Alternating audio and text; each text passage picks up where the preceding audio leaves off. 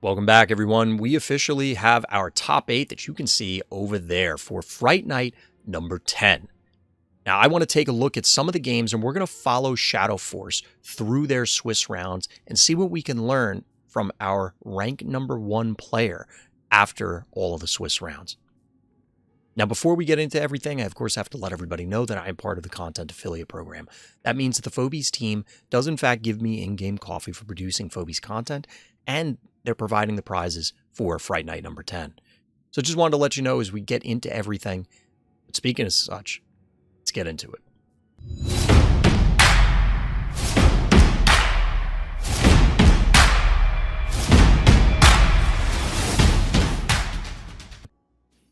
Looking at game number 3 here, still following Shadowforce, this time against Masterdarksh. Now, several games for Shadowforce were hosted here on the Pyro Abyss.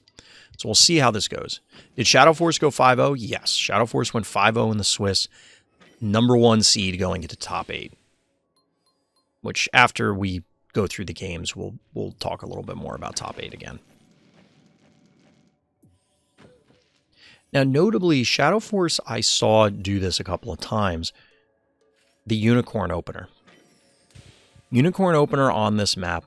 And we know zoning in that there's going to be little boss action, which, as mentioned previously, I do appreciate that Shadowforce is abusing, if you want to look at it that way, Boss, Gonzo, and Akira.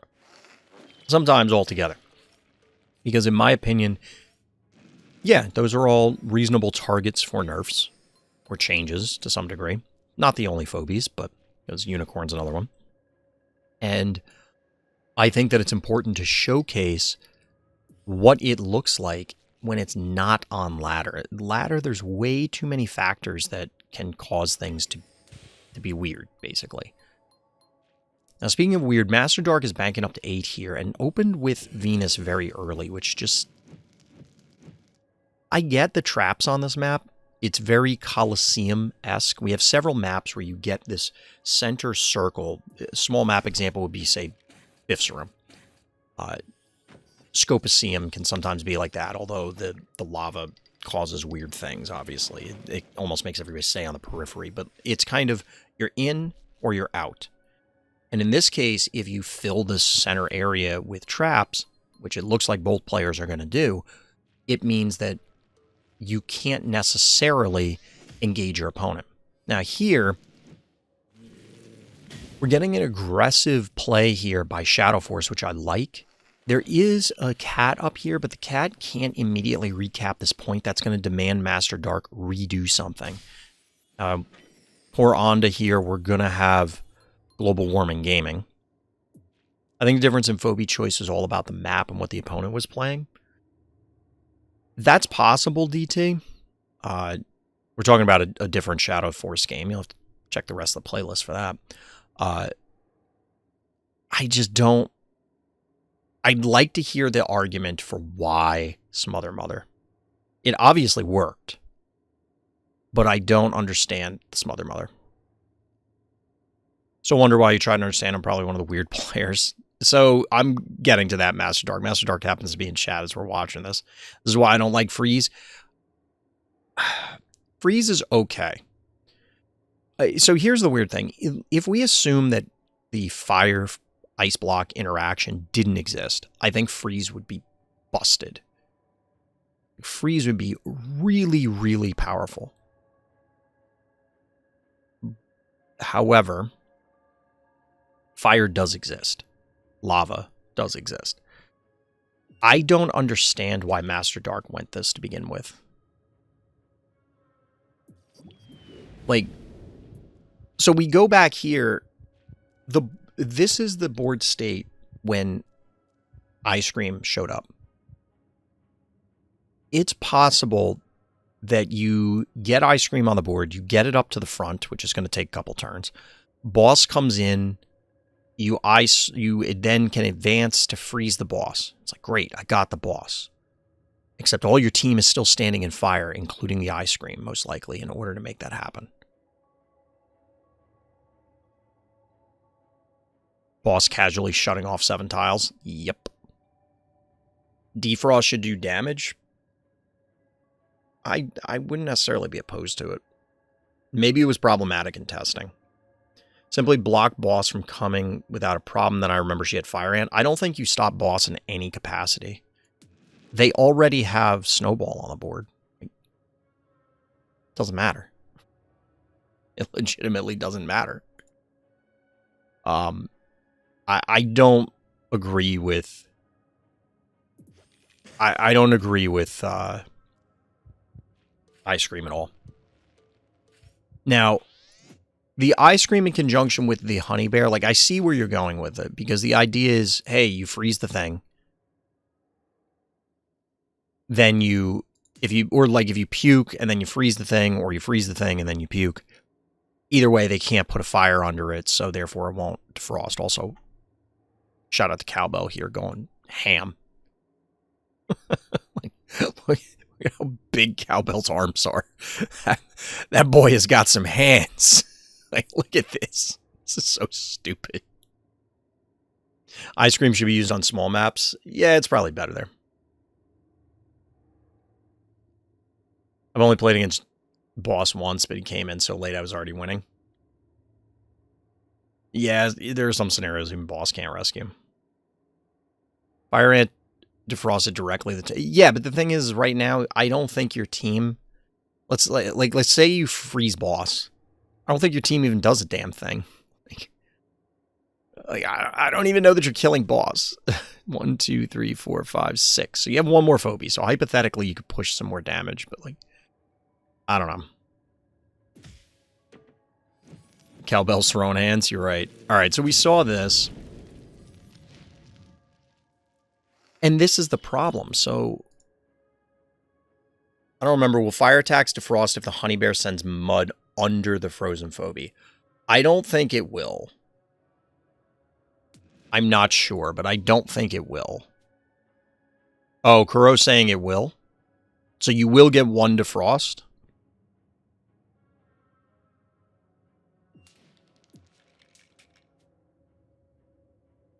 Fire melts by 1 round.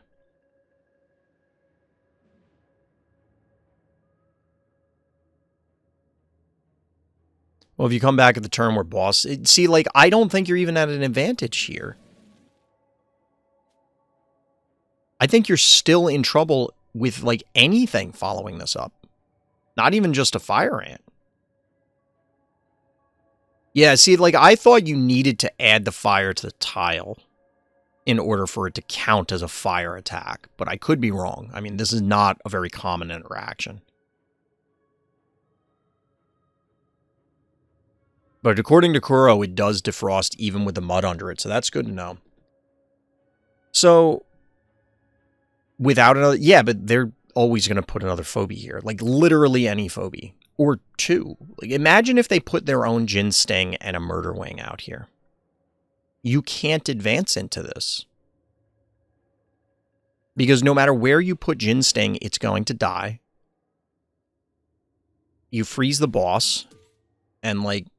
I just don't think you can advance into this. You're going to end up losing a lot. Like, you probably lose Jin Sting, Ice Scream, and Snowball if you advance into this. And if you don't advance into it, I don't know that you're pressuring enough.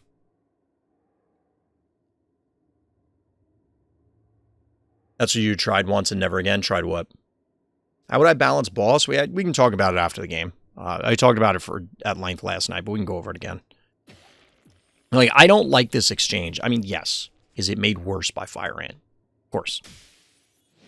Fire Ant is not your friend right now. Mud and Freeze, gotcha. So, we do get the Honey Bear puke, but it is extinguishing the flames here. I get it. This is one of the answers we discussed yesterday as a way to try and address boss. And, I mean, it makes sense, logically. It also conveniently turned off this panic point, so they're even at the moment. So, a few different things going for Masterdarksh, but the 7th phobie, that is 7th phobie, yeah, 7th phobie, is the spider, and this is an interesting trap placement, although there weren't too many places you could put it to begin with, because you can't put it onto the puke. And now we have Gonzo. And now I'll be honest, I don't know what the hell Masterdarksh does. Because this is going to come back up before this does. And the next, like, a Gonzo boss probably kills this. How much is this? This is 5, 8. So there goes the whole freeze plan. Ginsting's probably going to the spa, so it's not going to get hit anyway, but, like, Ginsting would be dead. There's a lot of terrible, terrible things that are about to happen in Masterdarksh. So panic point advantage, way in favor of Shadowforce. Phobie quality advantage, in favor of Shadowforce. Key advantage, in favor of Shadowforce. Trap advantage, seemingly in favor of Shadowforce. I mean, there's 2 trappers at the very least. And one of them is one of the best trappers in the game.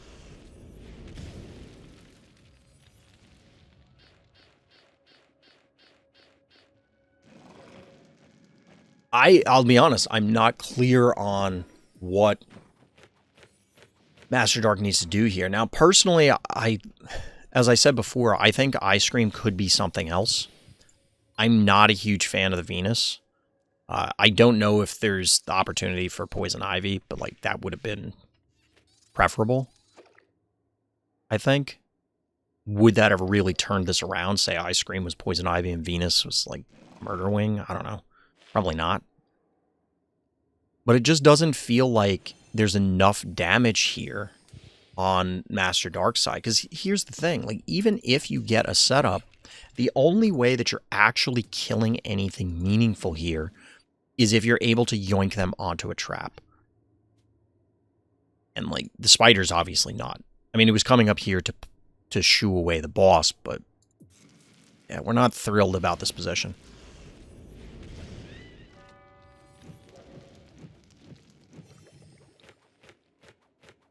Shadowforce once again taking a 4-1 panic point advantage. Now, we do have a 40-turn game here, so this one's going to be a longer discussion as I'm dragging this out, pausing it so frequently. But I think these games are important to dissect. We have 15 keys on Masterdarksh side, 15 for Shadowforce. It's certainly not over. It's certainly not over, and this is a phobie that could break things open. This puke is actually pretty decent because it does open up the opportunity, not just turn off a panic point, but it opens the opportunity for Ginsting to occupy that lava tile so that way it's not taking damage but could still hypothetically be relevant. Obviously, Shadowforce is not going to open up that opportunity, and oh, look. Public enemy number 1. I want to make like a wanted poster for Akira that just says, wanted for ruining phobia games. Public enemy number 1. Like, this is just game, right? Yeah, I think this is literally game over. This is when you know Akira is problematic. You didn't even...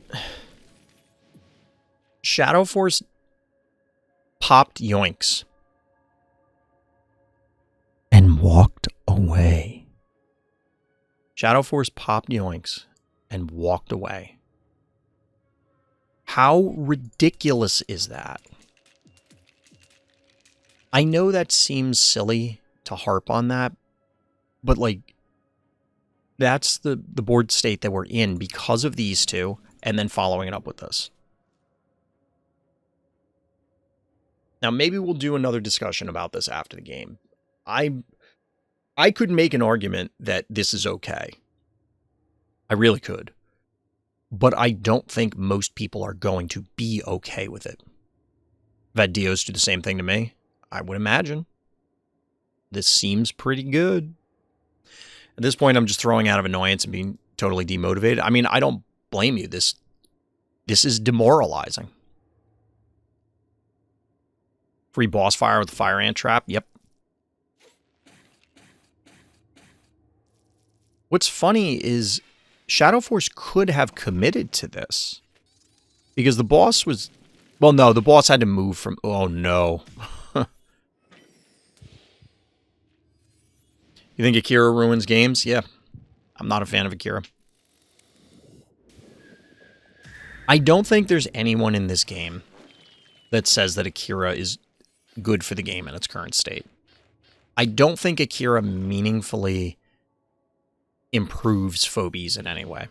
Is this Fright Night or a game review? This is round 3 of Fright Night today. We're looking at... Ooh, turning off a bunch of points. We're looking at Shadowforce's games because Shadowforce went 5-0 in the Swiss. I know there was a trap, just slowly had enough. I mean, yeah, Masterdarksh. Realistically, there's nothing you can do here. Yoinks and no attacks. I'm like, did he miss an undo or something? Then I'm like, oh, I'm on 2 fire ant traps and my whole team is dead. Surprise! It's kind of like in a movie, or more like a Looney Tunes cartoon, and, you know, Wile E set up this elaborate trap, and then the Roadrunner, like, just stares him down, and then Wile E looks down, and, like, all of a sudden, like, the mountain is no longer there under him or something, and he just holds up a sign and goes, yikes! That's where we're at. A little brony action.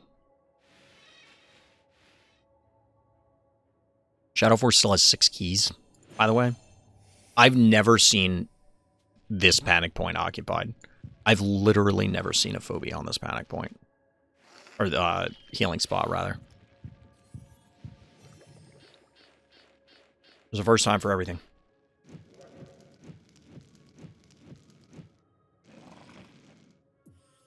I need to rearrange my whole desk, chat, since I put this arm on here, this armature.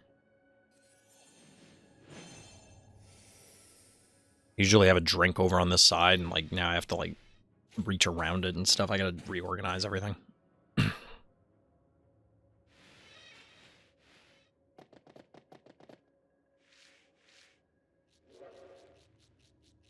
At this point, it's Shadowforce's game to lose.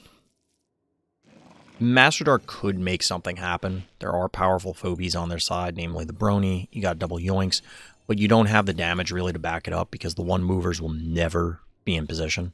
Like they just never will. And with the loss of the honey bear, the fire ant is just going to coat the entire middle. And of course, Firkin can just turn off one of these things also. So, like, whatever.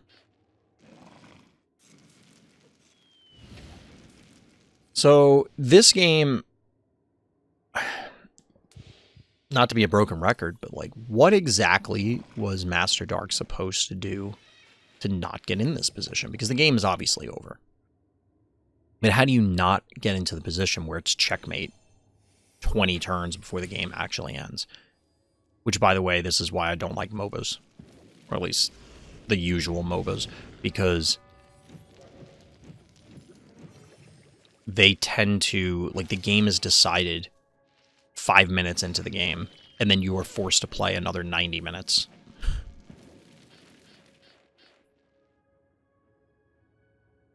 So, again, I'm of the opinion that Venus and Ice Cream were a mistake. I think the Honey Bear potentially is fine, but I think the Venus and Ice Cream are just, like, I don't know. I understand the logic, but I don't think that they're doing anything for you. I also think that the Attractor felt desperate, because Attractor into Boss Gonzo is just asking to get this guy cooked. He's going to get melted down for scrap. I've said it on many occasions, but I'm of the opinion that Gonzo Boss is intended to be a counter for Innocuous, Attractor, and Repeller.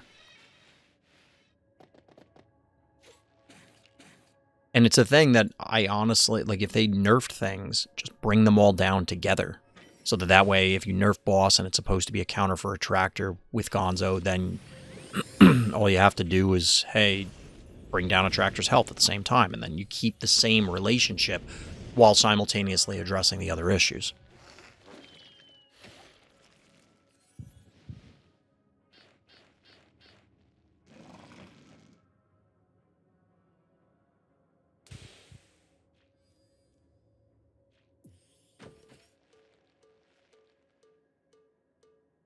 But I feel as though this kind of came down to phobia choice. And it was mentioned by somebody earlier that the answer to Akira, which is something that I've also brought up before, is don't let them get Akira on the board.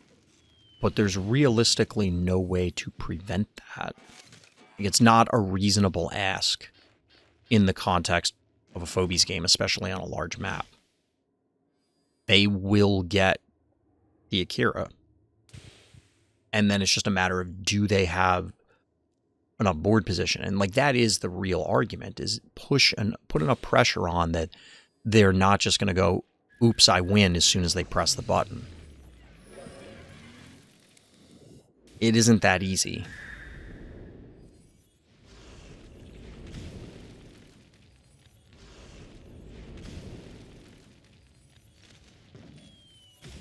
But yeah, we get a second yoinks here, and we're just watching Masterdarksh collapse in slow motion.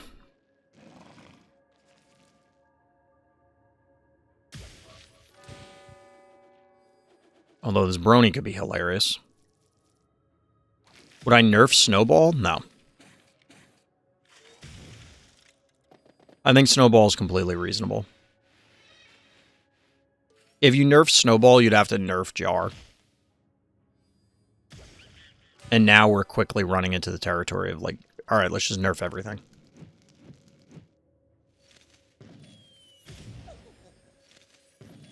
And I think past a certain point, too many nerfs means a way less interesting game.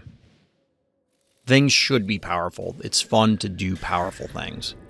It's just, on both ends of the spectrum, whether it's too weak or too strong, things get boring. They may be completely balanced and fair. And there's a valid argument to be made that Akira, Boss, Gonzo are all completely balanced. That doesn't mean the game is fun with them in the current state.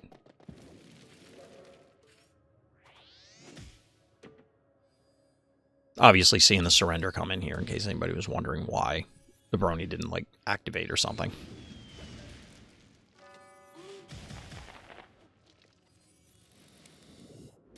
No, there's an argument that Boss is balanced. I'll explain.